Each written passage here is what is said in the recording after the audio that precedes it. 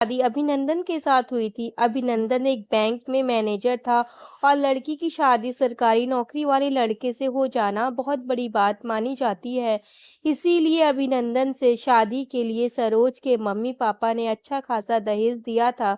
सरोज की सास भानुमती जी को ये सोचकर कि हमारी बेटी ससुराल में खुश रहेगी और उसका फ्यूचर सिक्योर रहेगा, अभिनंदन का एक भरा पूरा परिवार था जिसमें उसके 2 छोटे भाई और 2 छोटी बहनें थीं। सबकी ज़िम्मेदारी अभिनंदन के ऊपर थी क्योंकि वो घर का सबसे बड़ा बेटा था। वो अपनी सारी ज़िम्मेदारियाँ अच्छे से निभाता था। हालाँकि अभिनंदन घर से भी मजबूत था, अच्छा खासा घर था अभिनंदन का जिसे उसके पिता ने बनवाया था। अच्छी खासी ज़मीन जायदाद थी और उसकी माँ भानुमती जी के पास अच्छे खासे जेवर भी थे जो उन्हें उनकी शादी में मिले थे। कुछ उनके मायके से और कुछ उनकी सास ने उन्हें दिए थे। लेकिन भानुमती जी एक बहुत ही शैतान मक्कार टाइप की औरत थी। सरोज की विदाई के वक्त सरोज के दहेज का सारा सामान सरोज से पहले ही घर आ चुका था, जिसे भानुमती जी ने अपने हिसाब से अपने कमरे में रखवा लिया था। साथ ही साथ सरोज की अलमारी भी अपने कमरे में रखवा ली थी और उसकी चाबी भी खुद रखी थी। भानुमती जी के दिमाग में काफ़ी खुराफाती भरी थी। सरोज की विदा होकर आने के कुछ दिन बाद भानुमती जी ने सरोज से बोला कि वो अपने सारे जेवर उतार कर अपनी अलमारी में रख दे। सरोज को कुछ समझ में नहीं आ रहा था कि भानुमती जी ने उसका सारा सामान अपने कमरे में क्यों रखवा लिया है और सारे सामान की चाबी भी उन्होंने ले रखी है। सरोज के कमरे में सिर्फ एक लोहे का बक्सा रखा गया था जिसमें सरोज के पहनने के कपड़े थे, लेकिन नई-नई सरोज का वो क्या बोलती, उसने अपने सारे जेवर उतार कर अपनी अलमारी में डाल दिए और अलमारी बंद करके उसके हाथ से चाबी दोबारा भानुमती जी ने ले लिया। बस वही दिन था और जब सरोज ने अपने जेवर आखिरी बार देखे थे। अगर सरोज कभी अपने जेवर का जिक्र करती तो भानुमती जी साफ मना कर देती और कहती कि उनके पास जेवर सुरक्षित हैं। सरोज उन्हें संभाल नहीं पाएगी और अगर उन्हें पहनने के लिए चाहिए तो आर्टिफिशियल जेवर खरीद कर पहन ले, असली जेवर पहनना सुरक्षित नहीं है। सरोज को बहुत गुस्सा आता था, अपने खुद के जेवर वो छू भी नहीं सकती थी। साथ ही साथ अपनी खुद की शादी में आया ज़्यादातर सामान उसने दोबारा देखा भी नहीं था। सब कुछ भानुमती जी ने अपने हिसाब से सेट कर लिया था। सरोज कभी-कभी अभिनंदन से इस बारे में बोलती थी तो अभिनंदन बोलता, "जो चाहिए सब तो दे रहा हूँ और माँ तुम्हारे जेवर लेकर क्या करेंगी? उनके पास तो खुद तुमसे कहीं ज़्यादा जेवर हैं। माँ को तुमसे ज़्यादा अनुभव है, इसीलिए उन्होंने तुम्हारे जेवर सँभाल कर रखे हैं और मैं इस घर का बड़ा बेटा हूँ, तो मुझे इन घर के फालतू पछड़ों में डालकर घर के प्रति मेरी ज़िम्मेदारियों को ख़त्म करवाने की कोशिश मत करो, क्योंकि पिताजी भी नहीं हैं, तो मेरा फ़र्ज़ बनता है सारे भाई-बहनों की ज़िंदगी सँभालने का और तुम्हारा भी यही फ़र्ज़ है।" सरोज को समझ में आ चुका था कि अभिनंदन पूरी तरह से भानुमती जी का श्रवण कुमार बेटा है और उससे ज़्यादा कुछ उम्मीद करना बेकार है। इसी बीच सरोज की बड़ी ननद की शादी हो गई और जब सरोज पहली बार अपनी ननद के ससुराल गई तो ननद के कमरे में अपनी शादी में मिला पंखा, कूलर, बेड वगैरह देखा जिसे पहचानने में सरोज का बिल्कुल देर नहीं लगी और घर जाकर उसने इस बारे में अभिनंदन से बात की तो उसका कहना था, तुम्हें किसी बात की कोई कमी है क्या? सामान रखे-रखे खराब हो जाता तो बहन की शादी में दे दिया। ऐसी कौन-सी बड़ी आफ़त आ गई है, जब ज़रूरत होगा खरीद लेना, लेकिन वो वक़्त कभी नहीं आता था। सरोज खून का घूँट पीकर रह जाती थी। कुछ दिन बाद उसकी छोटी ननद की भी शादी हो गई। इस बार सरोज ने पहले से ध्यान रखा था और तिलक के दिन उसने गौर किया कि उसकी शादी में मिले सारे कांसे, पीतल और चांदी के बर्तन, ड्रेसिंग टेबल, टीवी वगैरह छोटी ननद के ससुराल बड़े शान से भेजा जा रहा था। साथ ही साथ दामाद के लिए उसके मायके से अभिनंदन को मिली अंगूठी को भी भेजा जा रहा था। अब तो सरोज बहुत परेशान हो गई और वो अभिनंदन से बोलने लगी, अब तक तो मेरे सामान को ठिकाने लगाया जा रहा था। अब तो आपको मिले जेवर भी आपके बहनोई को दे दिए जा रहे हैं। अभिनंदन ने बोला, हाँ तो क्या हुआ? वैसे भी बहन की शादी मुझे करनी थी, या मैं खरीद के देता या मैं खुद की शादी में मिला हुआ दे दूं।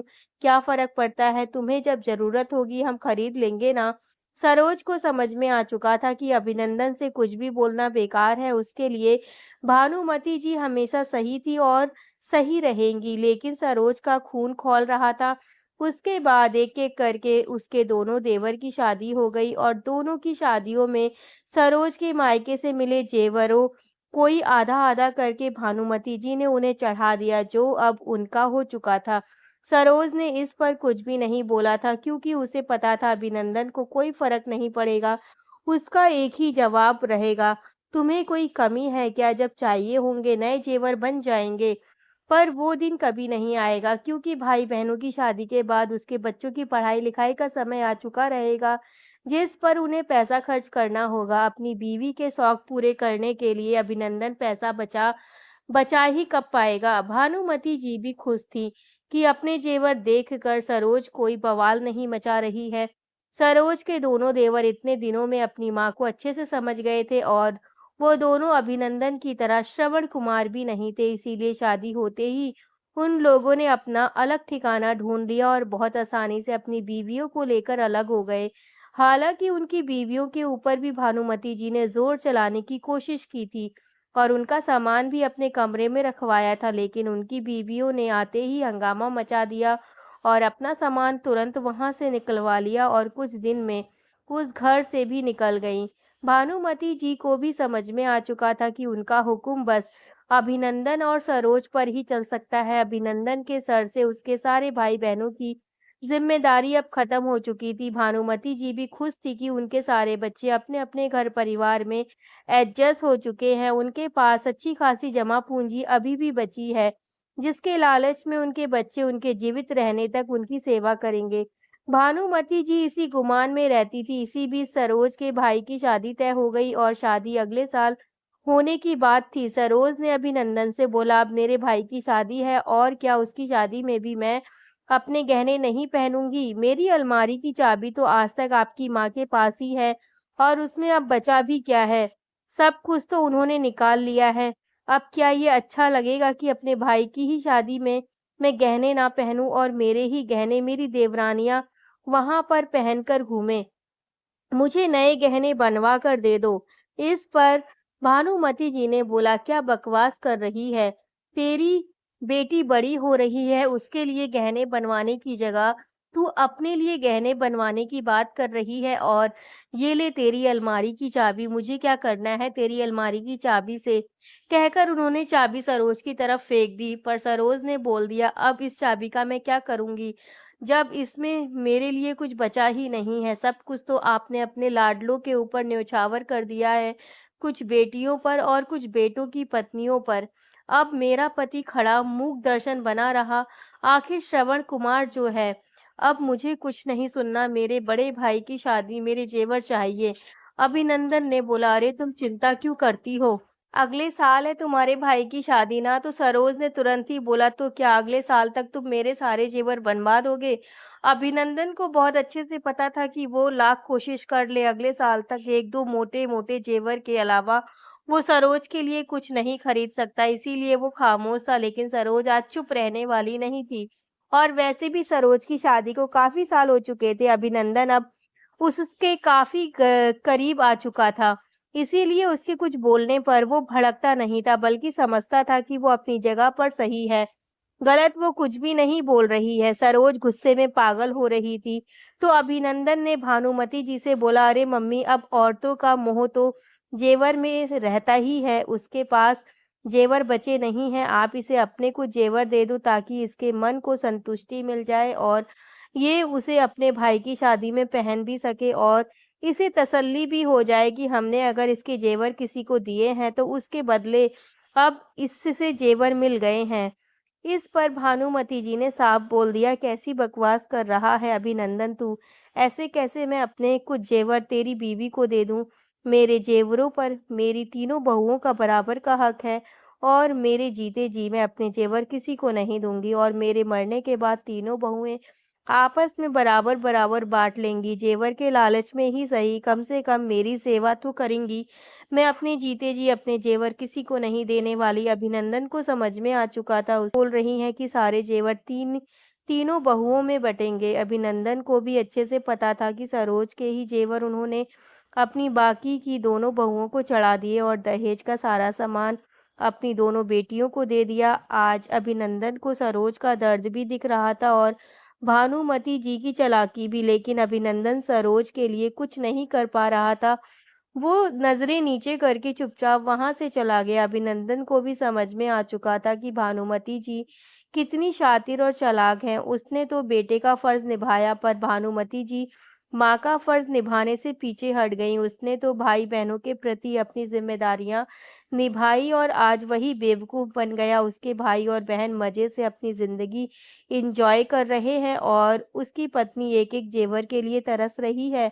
और उसकी इतनी औकात भी नहीं कि पत्नी के लिए जेवर बनवा पाए, क्योंकि अब उसके खर्चे बढ़ चुके हैं, बच्चे बड़े हो रहे हैं, उनके लिए सेविंग करनी है, उनके खर्चे अलग हैं। इसी तरह से करीब 1 साल का वक़्त बीत गया और सरोज के भाई की शादी का दिन आ गया। भानुमति जी ने अपनी कोई जेवर सरोज को नहीं दिए थे। सरोज अपने भाई की शादी में अभिनंदन को बुरा लग रहा था कि उसकी पत्नी अपने ही मायके में जेवर नहीं पहनेगी और उसके भाइयों की बीवी उसके ही जेवर पहनकर शादी में इतराएंगी। लेकिन शादी के लिए तैयार होते वक्त सरोज ने अच्छे खासे जेवर पहन रखे थे, जिसे देखकर अभिनंदन हैरान था। उसे लगा कि शायद सारे जेवर नकली होंगे, लेकिन सरोज ने बोला वो सारे जेवर असली है। अभिनंदन को कुछ समझ में नहीं आया।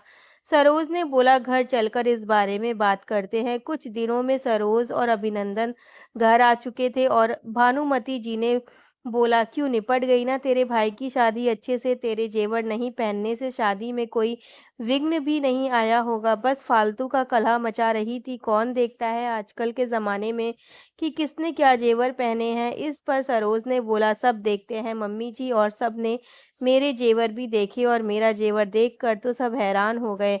इतने शानदार जेवर जो पहन रखे थे मैंने, आपको देखने हैं?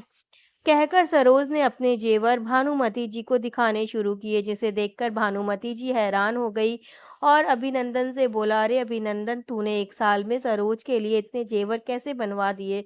तो सरोज ने बोला, अरे मम्मी जी, ये कहाँ इतने जेवर बनवा पाएंगे, इतने पैसे कहाँ इनके पास, ये सारे जेवर तो मैंने खुद बनवाए हैं। सुनकर भानुमति जी हैरान हो गई और बोली, तूने खुद से कैसे बनवा लिए?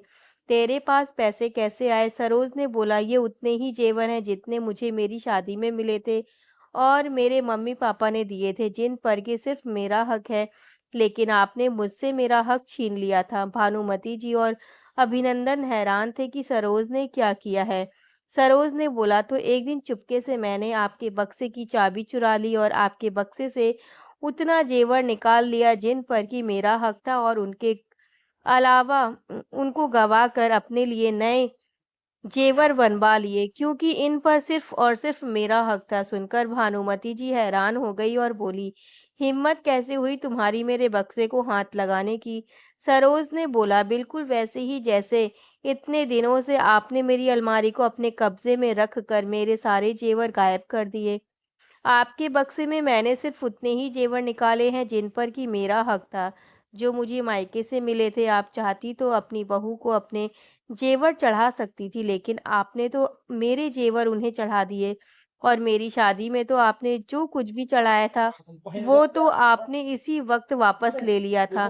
तो उन जेवरों को भी मैंने ले लिया और उतना ही सोना लिया है जितना मेरे माँ-बाप ने मुझे शादी में दिया था। आपके बाकी का सोना आपके बक्से में सुरक्षित पड़ा है, जिसका कि बराबर बँटवारा होगा। सुनकर भानुमति जी और अभिनंदन हैरान हो गए कि सरोज ऐसा भी कर सकती है, और भानुमति जी ने हड़बड़ाकर अपना बक्सा खोला और सच में उसमें से कुछ जेवर गायब थे, जिन्हें सरोज ने गायब किया था। भानुमति चिल्लाते हुए बोल रही थी, तेरी हिम्मत कैसी हुई मेरे जेवरों को हाथ लगाने की? मैं तुम लोगों को इस घर से बाहर कर दूंगी, मैं पुलिस में शिकायत करूंगी। सरोज ने बोला, बिल्कुल कीजिए, लेकिन आपके जेवरों का कोई सबूत नहीं मिलेगा, ना कोई फोटो और ना कुछ ऐसा सबूत जिससे साबित हो कि मेरे नए जेवर आपके जेवर को गलाकर बनाए गए हैं। लेकिन अगर मैंने आपकी पुलिस कंप्लेंट कर दी ना, तो मेरे जेवरों का पूरा सबूत मिल जाएगा और फिर जेल कौन जाएगा? आप खुद समझदार हैं। और रही हमारे घर से निकलने की बात, तो निकाल दीजिए हमें घर से। मैं तो खुद घर से निकल जाना चाहती हूँ और शांति से अपने पति और बच्चों के साथ बिना किसी ज़िम्मेदारी के ज़िंदगी जीना चाहती हूँ। जैसे आपकी बाकी की दोनों बहुएँ जी रही हैं, हम भी चले जाएँगे। देखते हैं फिर आप अपनी इस हवेली में किस बहू से अपनी सेवा करवाती हैं। भानुमती जी को समझ में आ चुका था कि सरोज ने बहुत सोच समझकर सब कुछ किया है और वो बुरी तरह से फंस चुकी हैं। फिर उन्होंने अभिनंदन से बोला, देख रहा है ना तेरी बीवी मेरे साथ क्या खेल खेल रही है और तू चुपचाप खड़ा है। अभिनंदन ने साफ साफ बोल दिया, माँ, जब आप यही सारा खेल सरोज के साथ खेल रही तब भी मैं तो चुपचाप खड़ा था ना। तो आज आज भी मैं चुपचाप खड़ा हूँ।